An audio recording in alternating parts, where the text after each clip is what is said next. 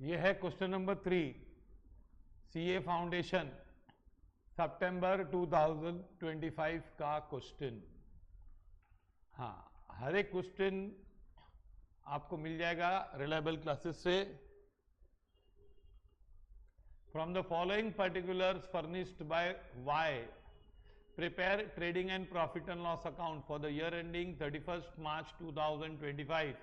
आपको क्या करना है, year ending 31 March 2025 and prepare balance sheet. अब ये कौन सा टाइप है, इसने ओपनिंग बैलेंस दिया है 1 अप्रैल 2024 को और क्लोजिंग बैलेंस दिया है और कुछ ट्रांजैक्शंस दिए हैं। तो डेफिनेटली और नोट दिया है, no fix assets had been sold during the year. अब आपको बनाना है profit and loss account, trading profit and loss account. तो ये ट्रायल बैलेंस नहीं दिया है इन्होंने, ओपनिंग बैलेंस, क्लोजिंग बैलेंस और ट्रांजैक्शन दिया है। तो ये प्रॉब्लम होता है सिंगल एंट्री का। अब आप पहले एक बार प्रॉब्लम जस्ट रीड कर दो। ये सब ओपनिंग बैलेंस है, ये सबके सब ओपनिंग बैलेंस है ना, और ये क्लोजिंग बैलेंस है। तो पहले हम ओपनिंग बैलेंस लेंगे, ये ओपनिंग लायबिलिटी में लेंगे creditors, outstanding expenses opening liability में लेंगे, fix assets including machinery opening assets, cash in hand, cash and bank opening assets and debtors. ये ट्रांजेक्शन दिए हैं, cash and discount credited to debtors. तो कैश भी आया है, डिस्काउंट भी है और ये टोटल अमाउंट है। रिटर्न फ्रॉम डेटर्स, तो क्या एंट्री आएगी, debtors to sales return, bad debts to debtors. Sales दोनों दिया, कैश सेल्स भी दे दिया, क्रेडिट सेल्स भी दिया है। तो ये ट्रांजैक्शन दिए हैं, इसमें आपको चेक करना है कि बिल रिसीवेबल और पेएबल दिया है क्या। तो बिल रिसीवेबल और पेएबल नजर नहीं आ रहा है, तो हमको इसमें क्या चीजें बनानी होती है, हमेशा ही सिंगल एंट्री के सम में अगर ये कन्वर्जन मेथड है तो हमको सबसे पहले बनाना पड़ता है statement of affairs as on 1/4/2024। ये होता है ओपनिंग, ये होता है liabilities rupees assets rupees. Okay, अब हाँ, अब इसके बाद और क्या अकाउंट बनाने होते हैं हमको,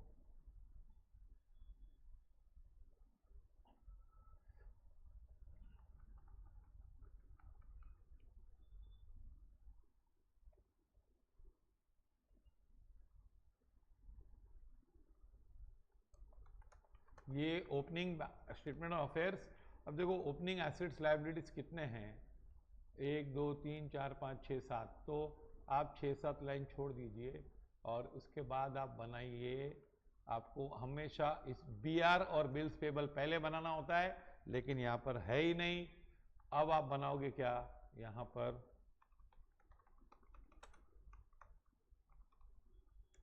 सन्ड्री डेटर्स अकाउंट, 4-5 लाइन छोड़ देंगे और हम 6 लाइन छोड़ दीजिए हर एक अकाउंट के लिए। और आप बनाइए क्या,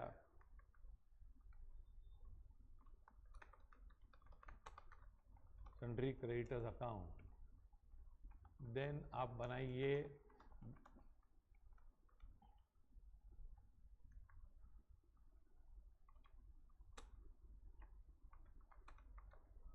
कैश और बैंक अकाउंट।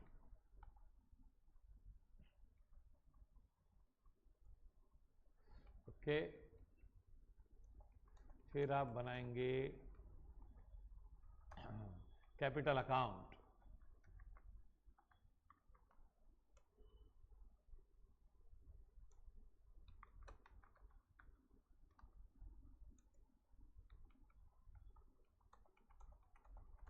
और आप बनाएंगे क्या, ट्रेडिंग अकाउंट, जो कि पार्ट ऑफ द आंसर है, पूरा मेन आंसर है।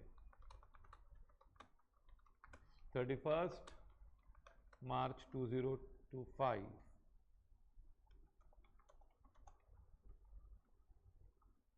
ये भी 8 लाइन का रहेगा।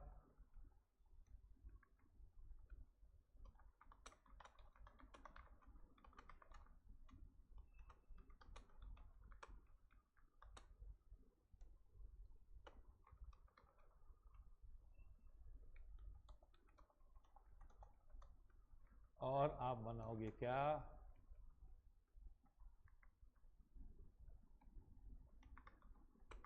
बैलेंस शीट एज ऑन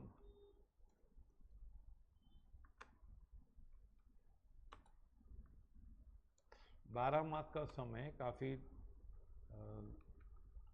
लेंदी समय 12 मार्क के हिसाब से, और लेकिन तो भी करना पड़ता है, नहीं तो सब सब में कुछ ना कुछ होता है, क्योंकि सीए का एग्ज़ाम है।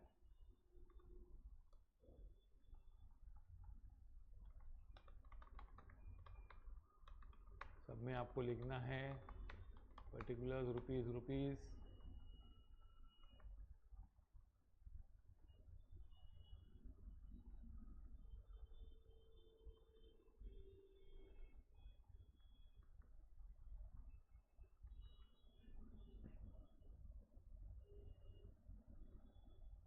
यहाँ पे आपको कैश कॉलम और बैंक ये अलग अलग बनाने, क्योंकि इसने अलग अलग बैलेंस दिए हैं, कभी कभी ये कंबाइंड भी बनता है।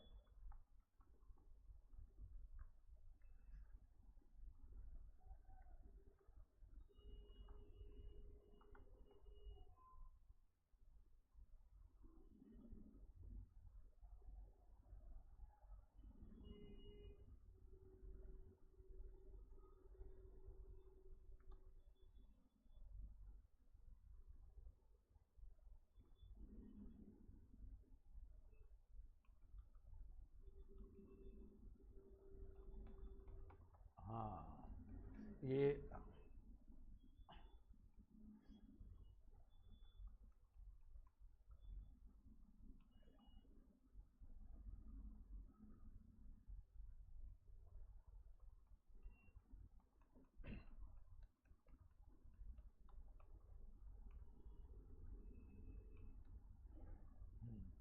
अभी आप कैसे इस प्रॉब्लम पे टारगेट करोगे।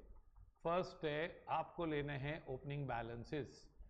तो ओपनिंग बैलेंसेस के सबके दो इफेक्ट आते हैं, इसीलिए इसको कन्वर्जन मेथड बोलते हैं, कि सिंगल एंट्री से कन्वर्जन कर रहे हैं डबल एंट्री में। आप देखो ये स्टेटमेंट ऑफ अफेयर्स है, इसको बैलेंस शीट नहीं बोल सकते हैं, क्योंकि ये ट्रायल बैलेंस से नहीं बना है, यहाँ बैलेंसेस से नहीं बना है, ये ऐसे ही इंफॉर्मेशन से बना है।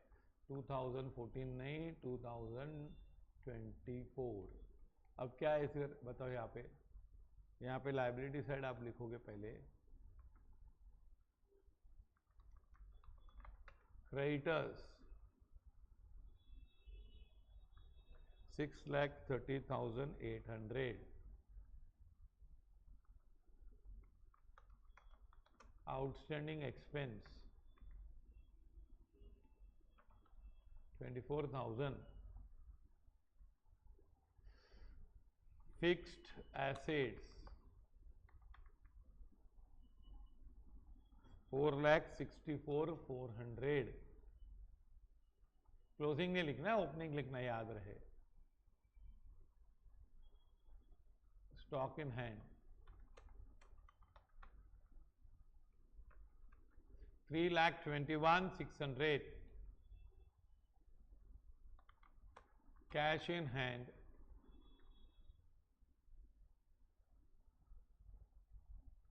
1,18,400, and cash at bank 1,60,000।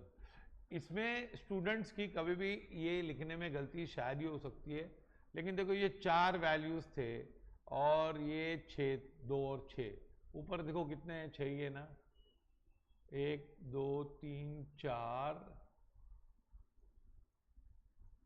अच्छा डेटर्स भी है देखो 7वां, सन्ड्री डेटर्स 6,61,200, 5 एसेट्स और 2 लायबिलिटी साइड। बढ़ गया, ये हो गया बंटवारा। अभी आप इन सबका सेकंड इफेक्ट देना है, इन सबका।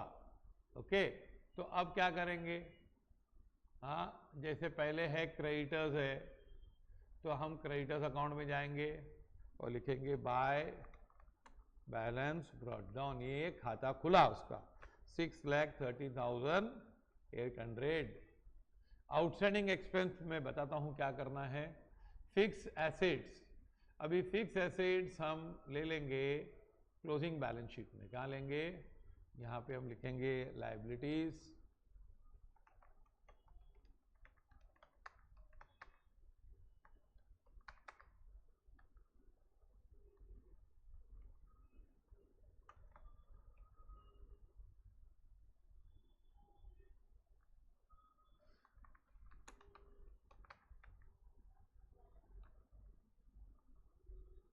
ये इनर कॉलम में लिख दिया। फिर क्या था? स्टॉक इन हैंड था, तो स्टॉक इन हैंड जो ओपनिंग बनेगा वो यहाँ का लास्ट ईयर का जो बच गया स्टॉक, अभी ओपनिंग स्टॉक बनेगा 3,21,600।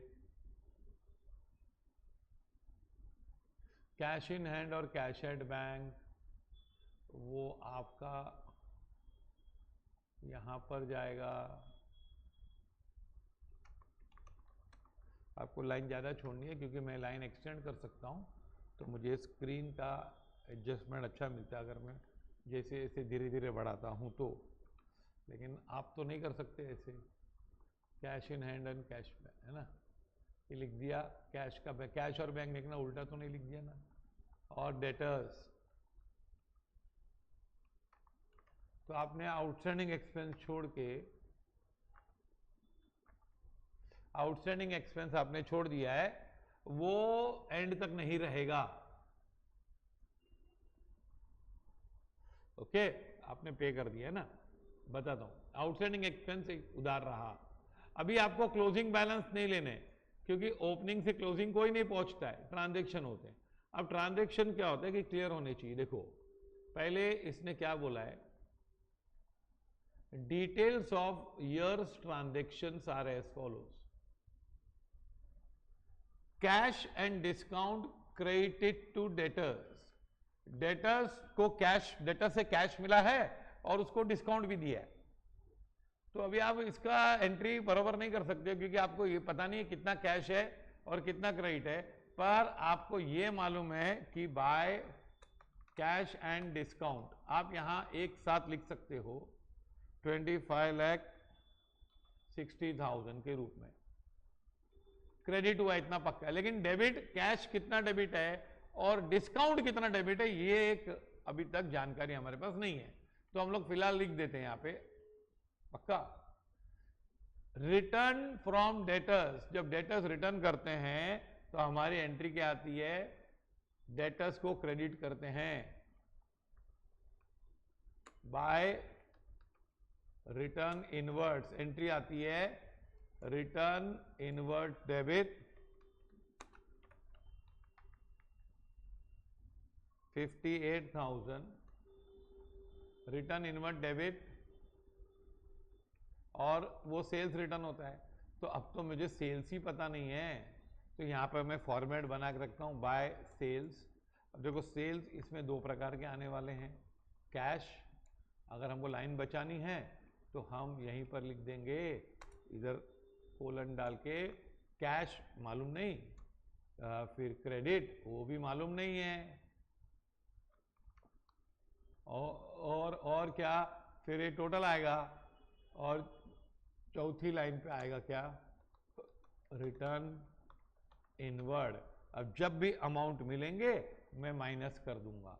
तो इसके दो इफेक्ट मैंने कर दिए, इसका मैंने एक ही इफेक्ट किया है, बाकी सबके दो इफेक्ट किए, और आउटस्टैंडिंग एक्सपेंस का एक इफेक्ट किया है। तो ये आपको ऐसे करना है। Okay, now bad debts, bad debts की एंट्री होती है bad debts account debit to debtors. तो मैं यहां पर लिख देता हूं टू बैड डेट्स, कितना, 16,800, और 16,800 ये हो गया। और मैं क्या करूंगा,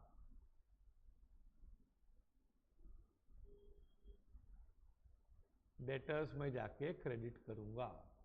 ये देखो डेटर्स में मेरी जगह पूरी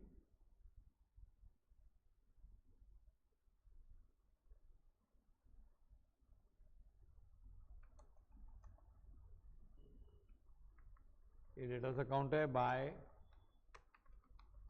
बैड डेट्स।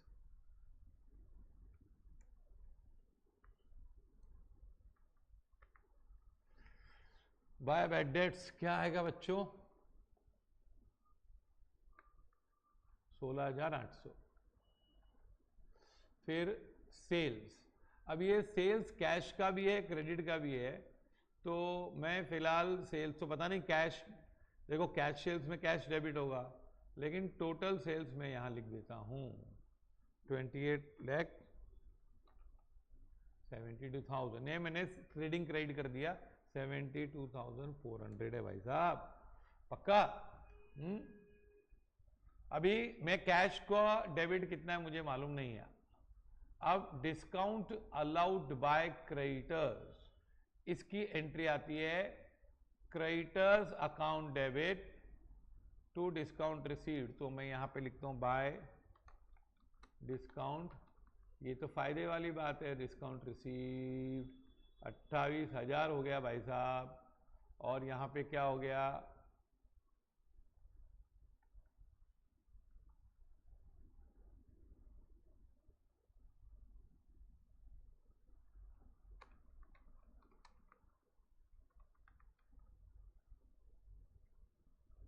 क्रेडिटर्स डेबिट हो गए, क्रेडिटर्स डेबिट टू डिस्काउंट।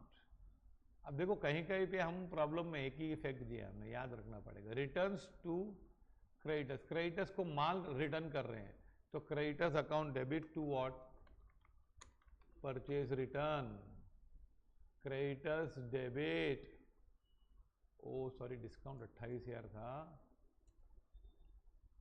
यहां पर भी 28 ही लिखा ना मैंने,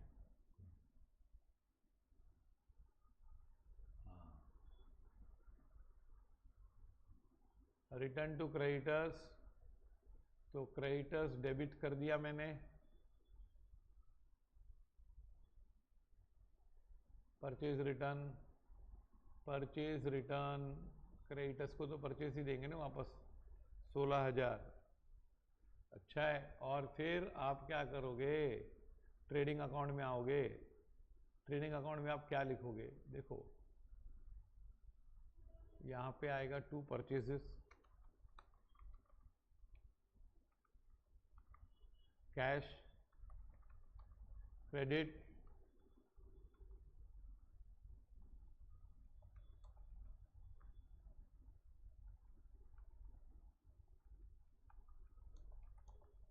अब टोटल आएगा और लेस रिटर्न। अब मेरे पास टोटल नहीं है तो मैं फिलहाल रिटर्न लिख देता हूं 16,000। ऐसे बनते बनते पूरा शीश महल बन जाएगा। Cheque capital introduced by check,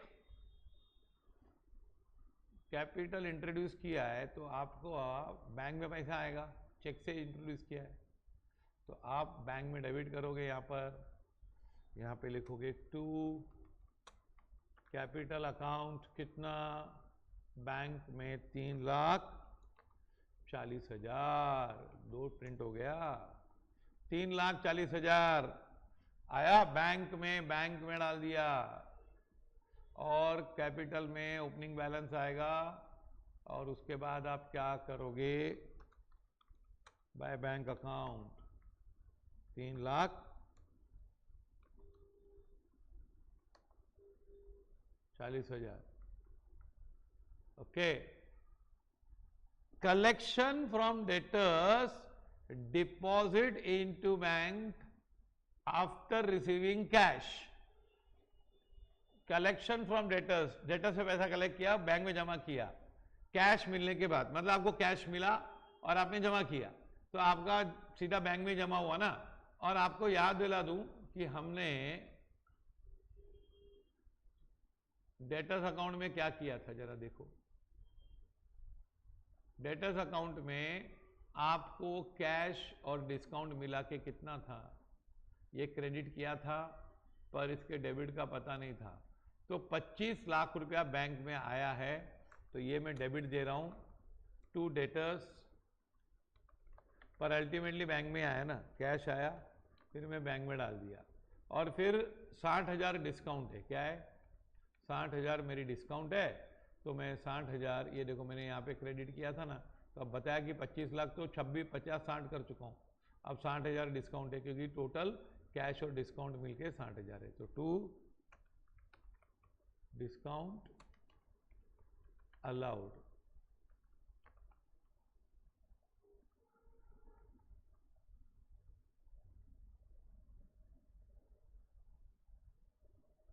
okay.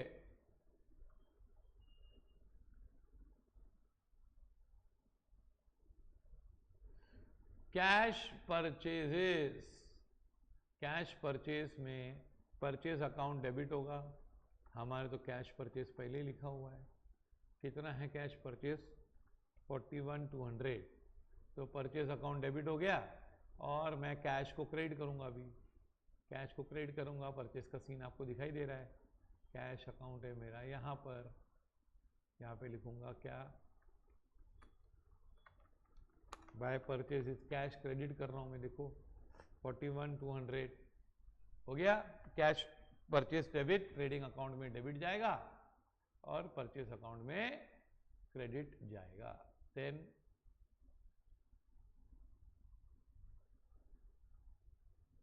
Expense paid by cash, expense तूने पे किया, आपको याद रहे आउटस्टैंडिंग एक्सपेंस भी थे, तो है ना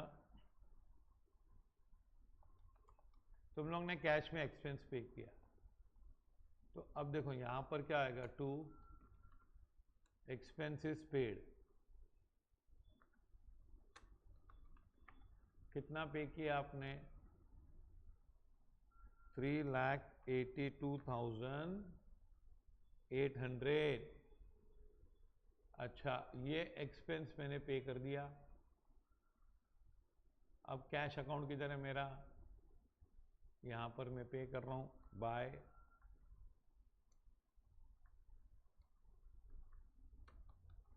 एक्सपेंस पेड, कितना 3,82,400, पर आपको याद रहे एक आउटस्टैंडिंग एक्सपेंस नाम की चीज थी, ये जो एक्सपेंस है 24,000 ये मैंने पे किया इस साल, पर साल के स्टार्टिंग में 24,000 बाकी था, पेंडिंग था, तो मैंने लास्ट ईयर का पे किया होगा, इस साल का सब तो नहीं है ना, लेस ओपनिंग आउटस्टैंडिंग, ये हम बहुत अच्छी तरह करते हैं इनकम एंड एक्सपेंडिचर अकाउंट में, तो ये आप 24,000 माइनस कर दोगे तो आपका बचेगा कितना 3,58,800, देखो आपने टोटल पे किया है 3,82,800, वो सभी इस साल का नहीं है, 24,000 आपका पहले से पेंडिंग था, जब ये बात निकली है जब एक्सपेंस की, तो मैं क्लोजिंग बैलेंस भी देख लूं अभी कुछ पेंडिंग है क्या, वैसे क्लोजिंग बैलेंस को अभी हम टच नहीं करते हैं लेकिन अभी कर लेते हैं, 13,200 बाकी है, तो वो आप ऐड करोगे, ऐड क्लोजिंग आउटस्टैंडिंग 13,200, तो ये हो गया 3,72,000, लिख दो अच्छी तरह से,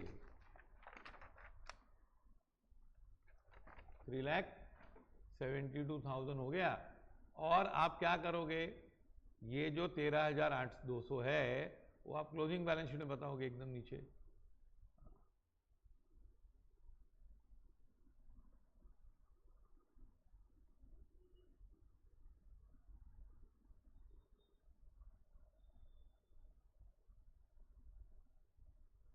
ये बताओगे यहां पर,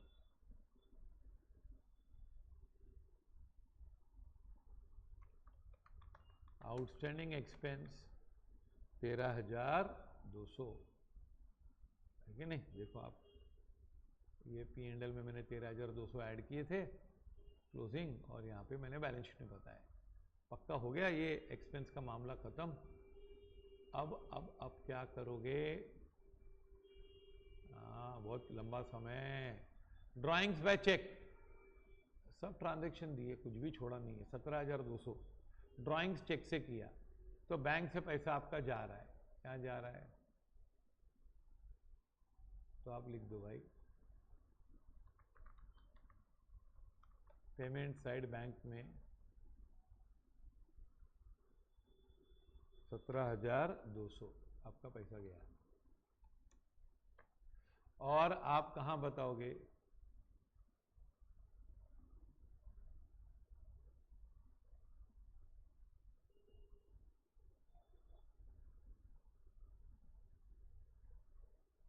कैपिटल अकाउंट में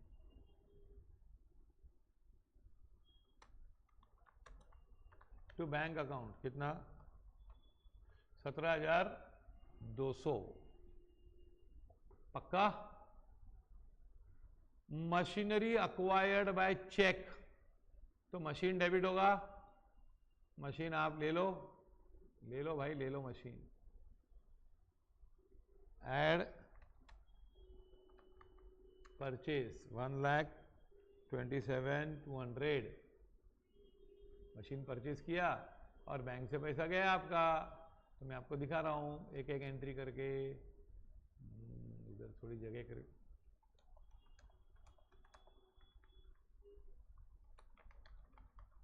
भाई मशीन चेक से दिया भाई साहब 1,27,200।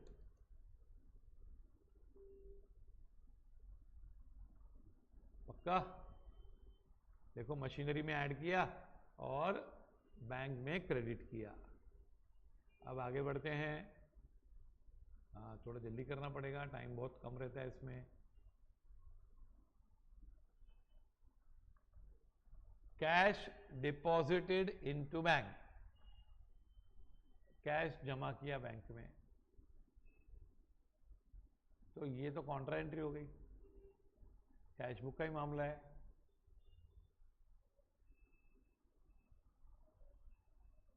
कैश डिपॉजिट टू बैंक, तो यहां पे क्या आएगा? टू कैश अकाउंट, बैंक में पैसा आ गया और यहां पर बाय बैंक अकाउंट कैश गया। फिर बोला कैश विड्रॉन फ्रॉम बैंक, तो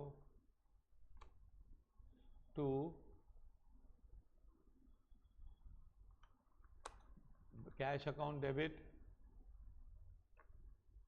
3,69,600 और यहां पर बैंक से पैसा गया तो बाय कैश 3,69,600, तो आपने ये जमा कर दिया। अब आया है कैश सेल्स। क्या?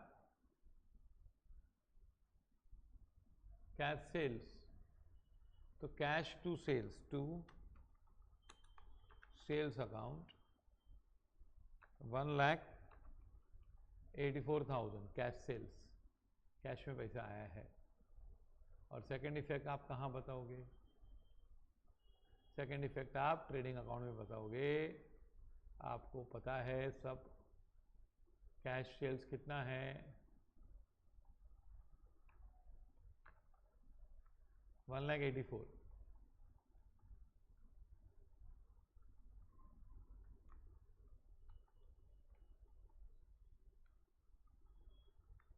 1,84,000 है।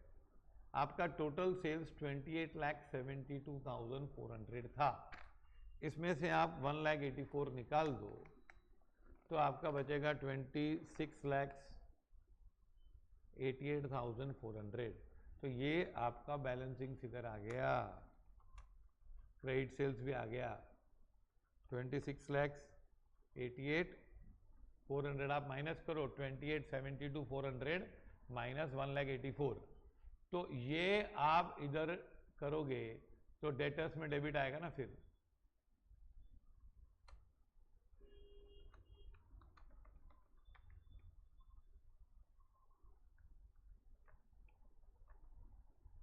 $26,88,400 ये डेबिट हो गया।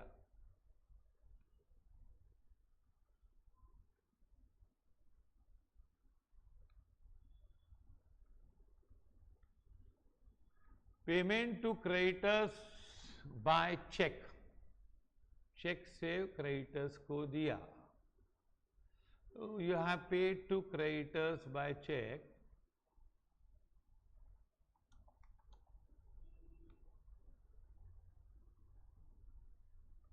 to what? To bank. Creditors account debit to bank. 24 lakh 10,800 और बैंक अकाउंट में आप डालो bank account, bank account, bank account, bank account, cash के साथ बैंक अकाउंट, ये रहा आपका बैंक अकाउंट।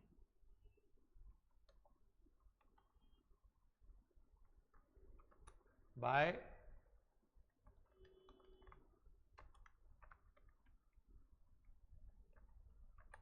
24,10,800 हो गया, खत्म। अब देखो भाई, यहाँ पे तो स्टोरी खत्म हो गई है। कौन सी स्टोरी खत्म हो गई है? फिक्स एसेट में सोल्ड नहीं है, कोई भी माल बेचा नहीं है, तो नहीं बेचा है तो अच्छी बात है, हम थोड़ी एंट्री कर रहे हैं उसकी बेचने की। अब है ना, आपको ये प्रॉब्लम खत्म नहीं हुआ है, ये आपको लेने हैं क्लोजिंग बैलेंसेस। हाँ, तो क्लोजिंग बैलेंस जहां तक हो सके आप पहले कहां लिखोगे? क्लोजिंग बैलेंस शीट में। ये रही आपकी क्लोजिंग बैलेंस शीट। देखो, पहले इसने क्लोजिंग बैलेंस शीट कौन सा बताया है? क्रेडिटर्स का बताया है, तो आप क्रेडिटर्स यहां लिखोगे 4,96,000। इमीडिएटली सेकंड इफेक्ट दे दो इसका, क्रेडिटर्स अकाउंट में चलो और लास्ट में क्रेडिट बैलेंस है, तो आप यहां लिखोगे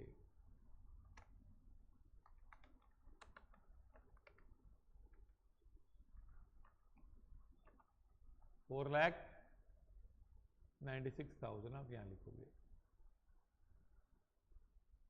ओके, इसके बाद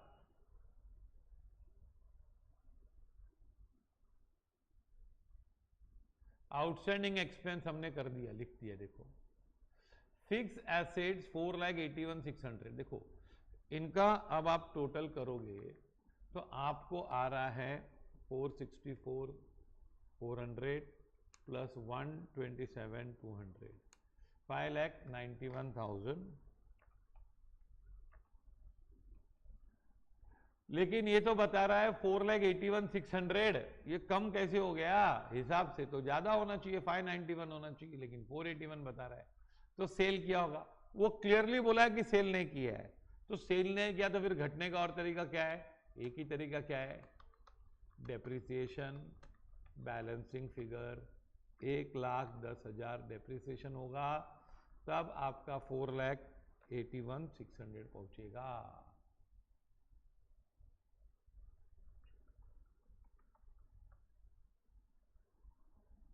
और आप डेप्रिसिएशन कहां दोगे?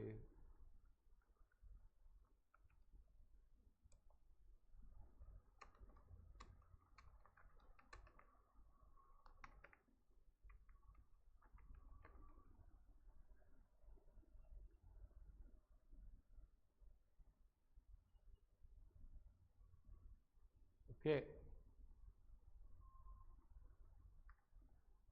Follow this. 1,10,000 हो गया। स्टॉक इन हैंड, अरे जो एंड में स्टॉक होता है वो तो इधर आता है ना? स्टॉक इन हैंड कितना? 4,44,800 पक्का।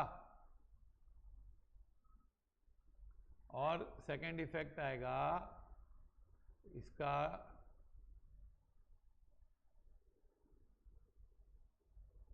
ट्रेडिंग अकाउंट में,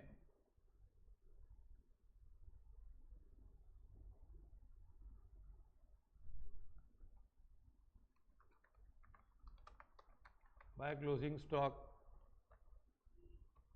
4,44,800, ये आपका क्लोजिंग स्टॉक आ गया। Follow this.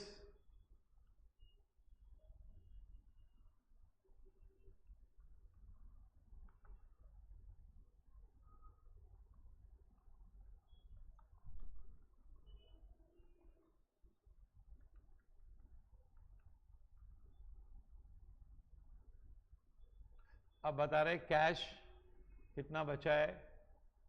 यार ये कैश का बैलेंस दे देते हैं ना, उसमें तकलीफ हो जाती है, फिर हमको मिसिंग ट्रांजेक्शन ढूंढना पड़ता है। बैलेंस ना दे तो ही अच्छा होता है, पर दे दिया है तो दे दिया आप। कैश और बैंक अकाउंट,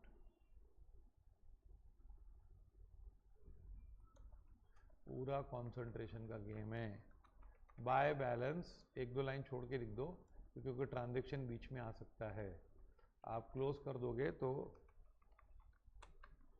दिक्कत आ सकती है कैंसिलेशन की। कैश कितना है?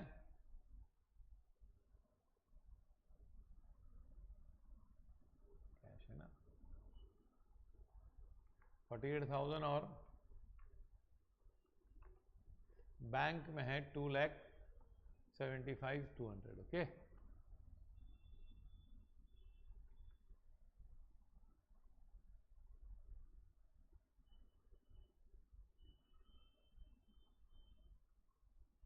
Follow this. ये आपने लिख दिया, इसका सेकंड इफेक्ट आप डालोगे बैलेंस शीट में।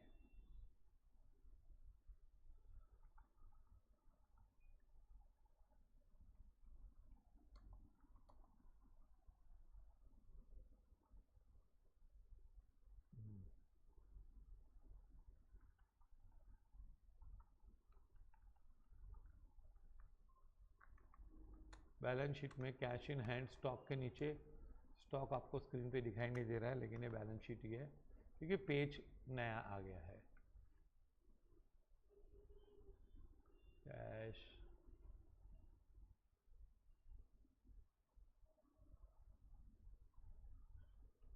और कैश एट बैंक,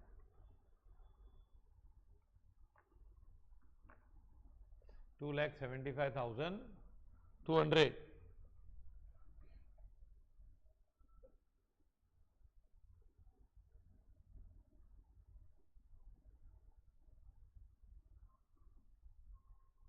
ये आपकी स्टोरी खत्म हो गई।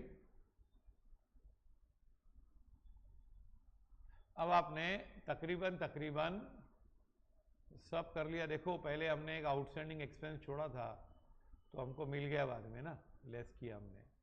फिर हमने डेटर्स में 25, ये भी मिल गया 25,60,000। फिर कैश सेल्स क्रेडिट सेल्स का मामला था, तो कैश सेल्स बता दिया, तो क्रेडिट सेल्स हमने खुद ही ढूंढ लिया। देखो यहाँ पर, देखिए नहीं।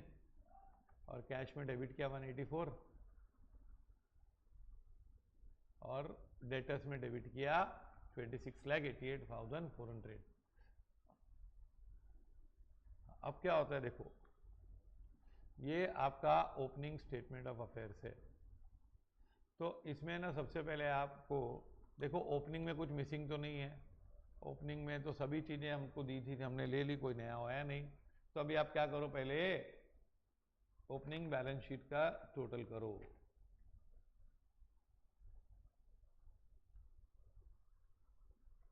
$4,64,400 प्लस 321,600,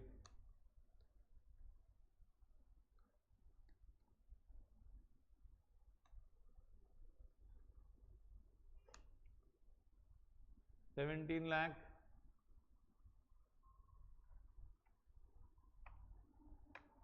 25,000।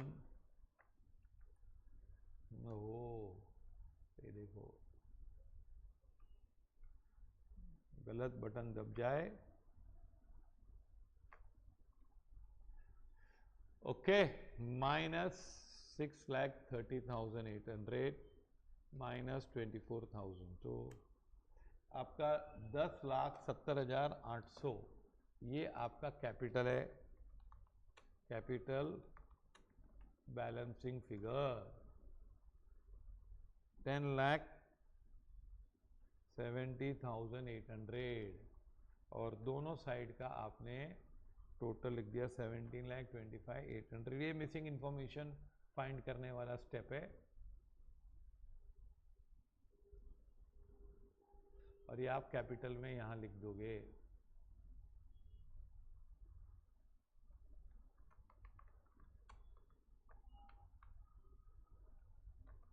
$10,70,800 800 हमारा कैलकुलेटर बता रहा है।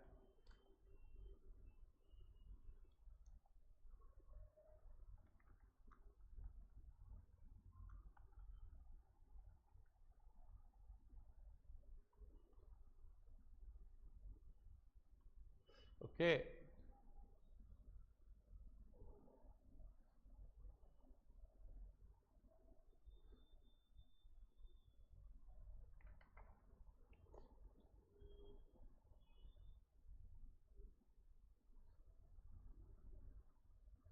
ये कैपिटल आपका हो गया। अब आप डेटर्स में आ जाओ। देखो डेटर्स में आपको बिल रिसीवेबल नहीं है, लेकिन देखो मेन ट्रांजैक्शन तो है। ओपनिंग था, क्रेडिट सेल्स किया, पैसा कलेक्ट किया, रिटर्न बैड डेट्स, ये कंपलसरी नहीं होते, लेकिन 3। अब आपको क्लोजिंग बैलेंस मिसिंग है। क्या मिसिंग है? Closing balance. तो जरा क्लोजिंग बैलेंस देख लो। 661,200 प्लस 2688,400, तो ये आपका टोटल आता है 33,49,600।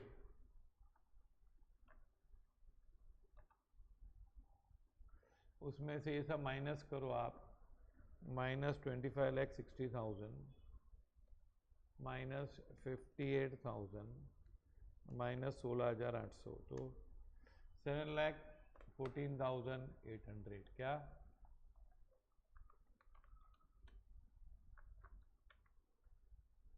ये आपका 7,14,800 और कोई फिगर बचा नहीं है, तो ये आप लिखोगे क्या?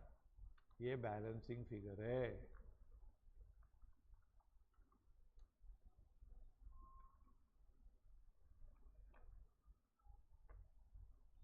कहाँ लिखोगे 7,14,800?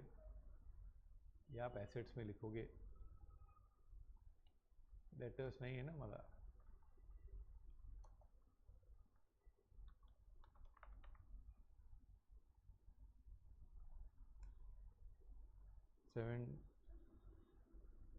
सेवन लैख 14,800 आपका बैलेंस है डेटर्स का, बैलेंस शीट में आएगा।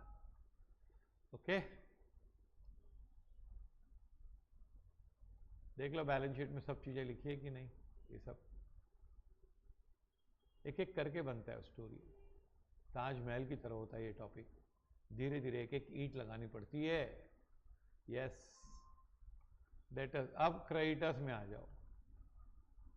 क्रेडिटर्स में क्लोजिंग बैलेंस दिया भाई।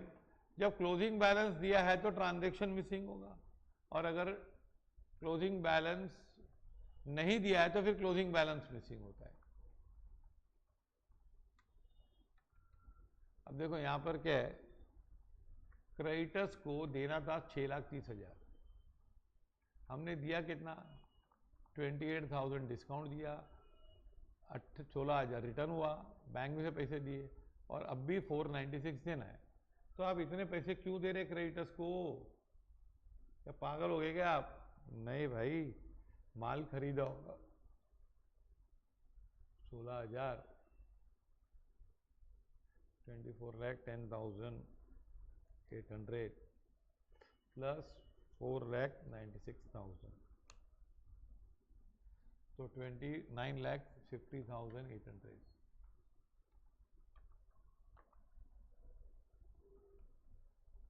उसमें से आप माइनस क्या करोगे? 6,30,000, तो 23,20,000 बचेगा। ये आपका क्रेडिट परचेजेज है।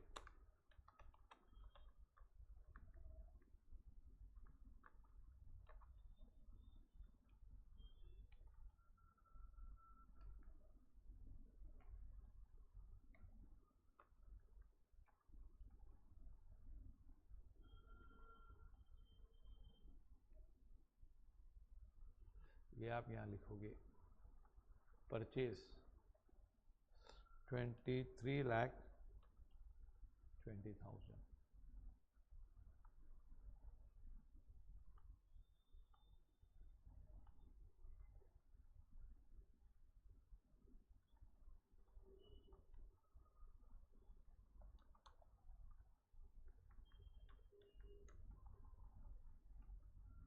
2320 ले लिया आपने,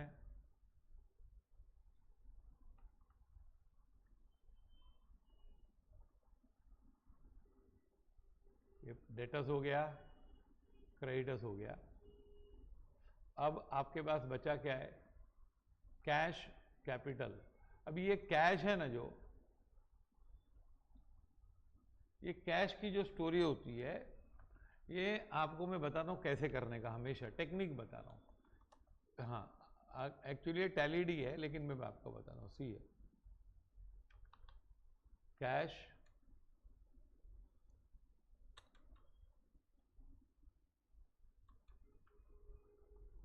ये रफ वर्क है,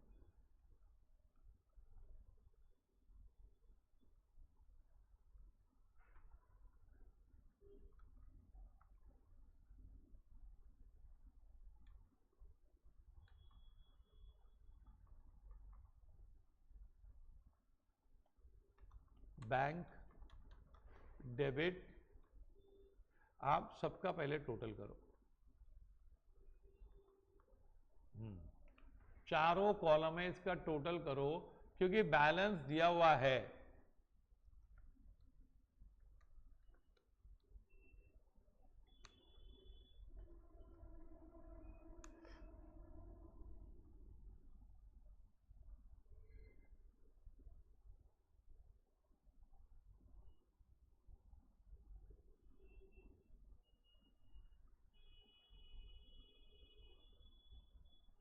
टोटल करो,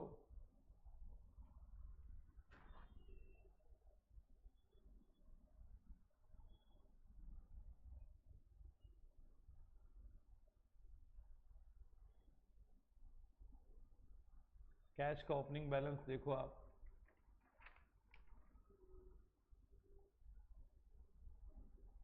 $1,18,400। फिर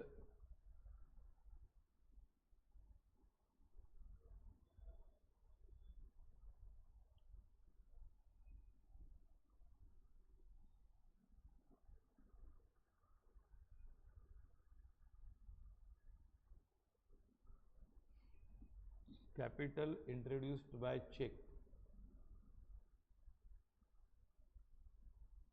अच्छा, ये कितना टोटल आया यहाँ पर?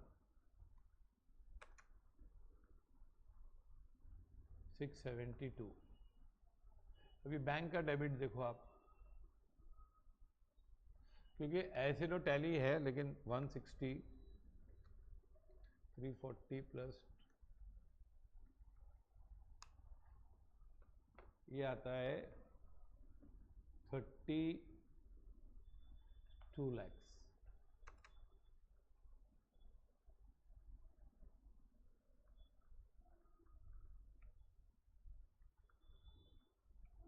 अब कैश का क्रेडिट रोल करो,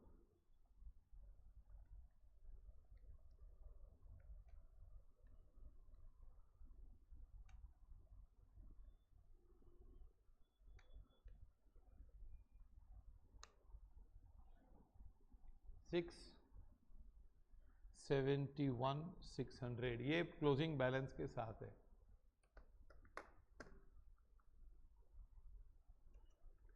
तो देखो भाई, डेबिट क्रेडिट क्लोजिंग बैलेंस के बावजूद टैली नहीं हो रहा है, क्योंकि क्लोजिंग बैलेंस आया तो फिर अब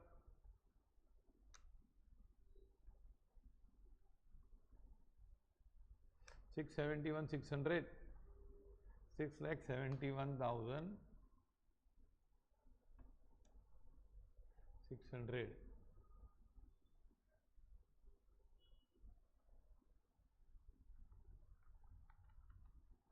बैंक का देख लो आप, क्रेडिट साइड,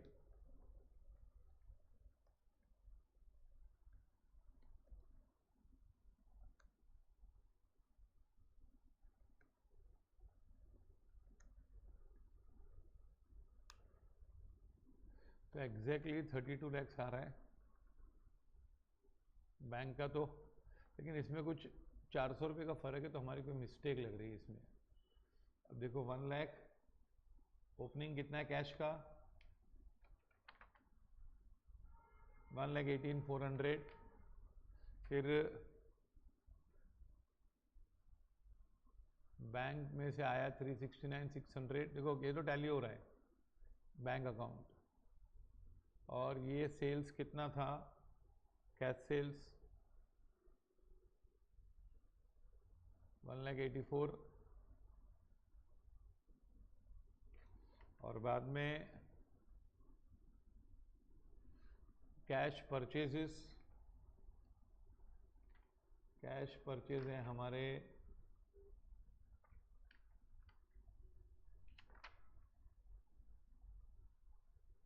41,200, एक्सपेंसेस पेड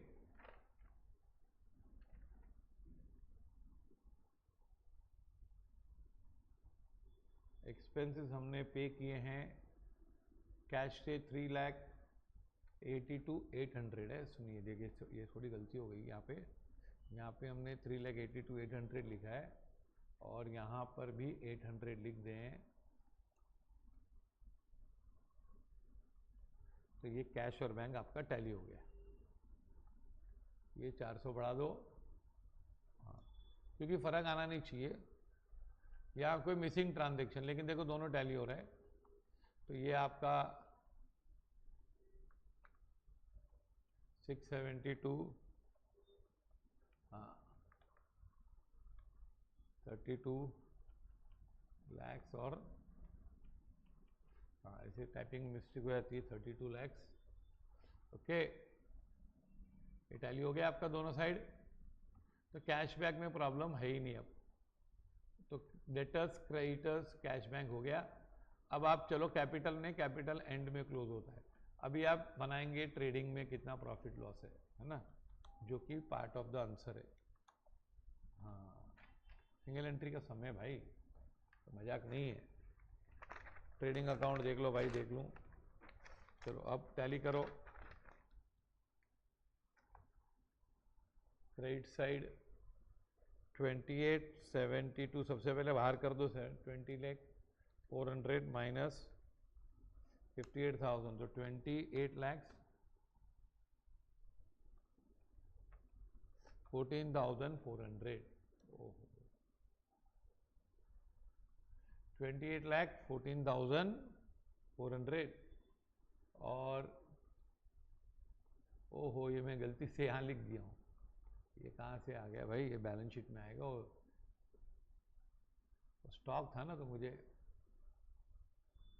ये बैलेंस शीट में लिखना चाहिए था मुझे, कैश और बैंक, हाँ वो मैंने ट्रेडिंग में लिख दिया क्योंकि हेडिंग नहीं दिखता है ना, हाँ। अब 2814,400 प्लस 444,800, हाँ, तो ये क्या आएगा 32,59,200,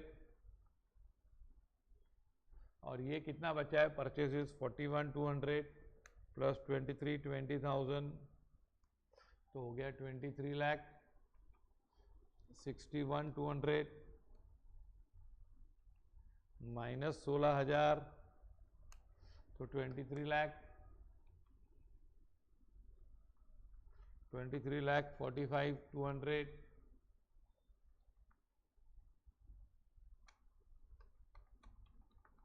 ग्रॉस प्रॉफिट निकालो अब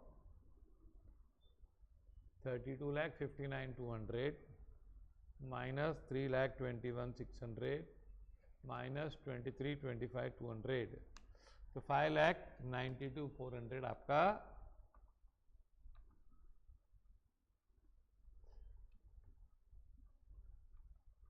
देखो कैश अकाउंट आपको बनाना पड़ेगा, जो सॉल्यूशन दिया उसमें नहीं बनाया, एग्जाम में आपको पता नहीं होता कि कैश में मिसिंग है कि टैलिड है, आप बगैर बनाए आप कैसे बोल सकते हो ये टैलिड ही है। अब यहाँ पे ग्रॉस प्रॉफिट को लेके आइए, जैसे फाइनल अकाउंट बनाते हैं,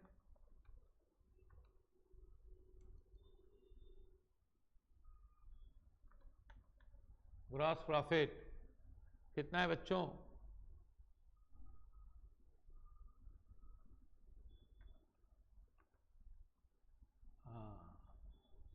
अब आ जाओ किधर, प्रॉफिट एंड लॉस अकाउंट। देखो भाई क्रेडिट साइड हावी दिख रहा है डिस्काउंट के बाद, तो 6,20,400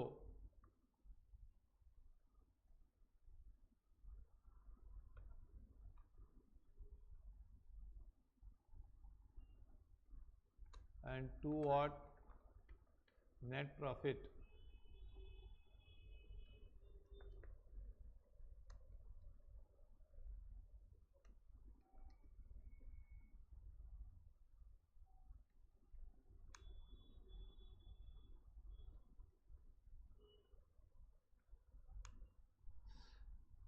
आपका नेट प्रॉफिट आता है 61,600, 6,20,400। 61,600 इज योर नेट प्रॉफिट। ये आप कहां लेके जाओगे, लिखोगे क्या, ट्रांसफर टू कैपिटल। अब आपका कैपिटल अकाउंट इसके नीचे है, नहीं, कैपिटल अकाउंट ऊपर है हमारा।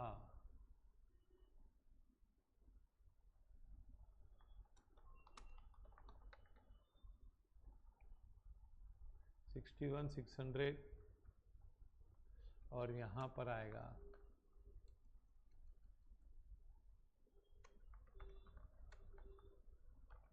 टू बैलेंस कैरिड डाउन, ये 10,70,800, 3,40,000,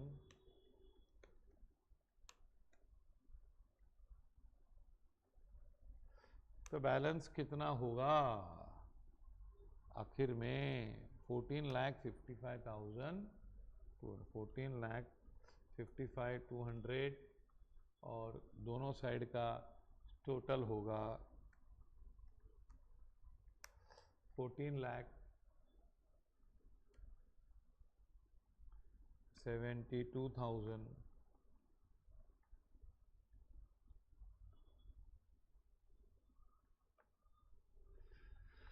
पक्का?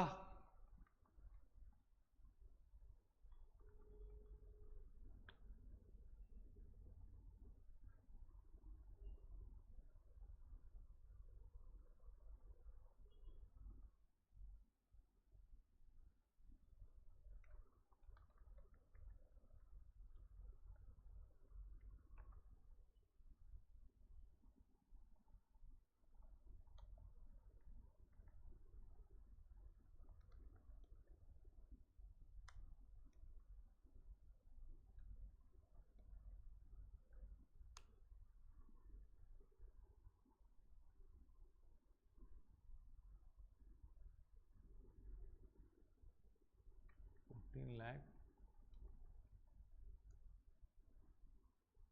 55,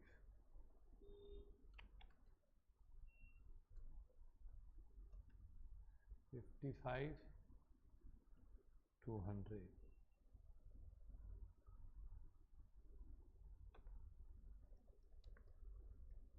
प्लस 13,200 प्लस 4 लाख 19,64,400 इधर का टोटल होता है। और ये टोटल भी देख लो आप, 481,600 प्लस 444,800 प्लस 714,800 प्लस 48,000 प्लस 2,75,200, 19,64,400, ये आपका सॉल्यूशन हो गया। समझा? हाँ, काफ़ी टाइम लगता है इसको, ऐसे हमको एग्ज़ाम में तो बहुत जल्दी करना है। एग्ज़ाम में हमको 25 मिनट में करना है, पर यहाँ पे हो सकता है 30 मिनट लग जाए, इसमें लेंदी समय थोड़ा 5 मिनट शॉर्ट हो जाए, लेकिन ये तो मुझे एक्सप्लेन करना पड़ता है, टाइप करना पड़ता है, इसलिए स्लो होता है। अगर आपको कंसेप्ट पता है एग्ज़ाम में, आपको पता ही होनी चाहिए, आप एग्ज़ाम देने जा रहे हो। तो ये देखो प्रॉफिट एंड लॉस अकाउंट है, ये आपका ट्रेडिंग अकाउंट है, देख लो आप अच्छी तरह से, स्टॉप करके वीडियो रुका के पॉज करके, हाँ कि नहीं। और ये कैपिटल अकाउंट है आपका, इसको भी आप पॉज कर सकते हो, चेक कर सकते हो। और ये आपका कैश अकाउंट है, कैश और बैंक देखो। हाँ, ओहो ये मैंने क्या लिख दिया इधर, देखो ये मैंने इधर लिखना चाहिए था 32 लाख, और ये लिखना चाहिए था इधर 672,000 टोटल, है कि नहीं? हाँ, और ये आपका debtors account, creditors account 23 lakh BCR आया। ये डेटर्स अकाउंट है और क्रेडिटर्स अकाउंट आप एक साथ देख सकते हो स्क्रीन पर। ये कैश अकाउंट पूरा,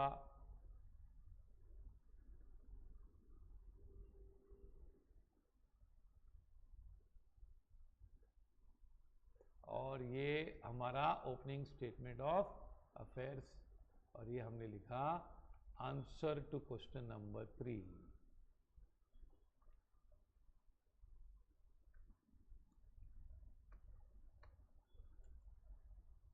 क्या नाम था इसका?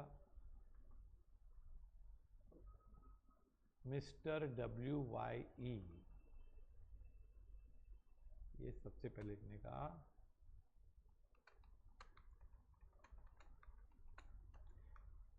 WYE, ये आ गया आपको? बहुत ही अच्छी तरीके से समझा आपको। हाँ, लेंदी है लेकिन बहुत सारी बातें सीखने की थी इसमें। ओके।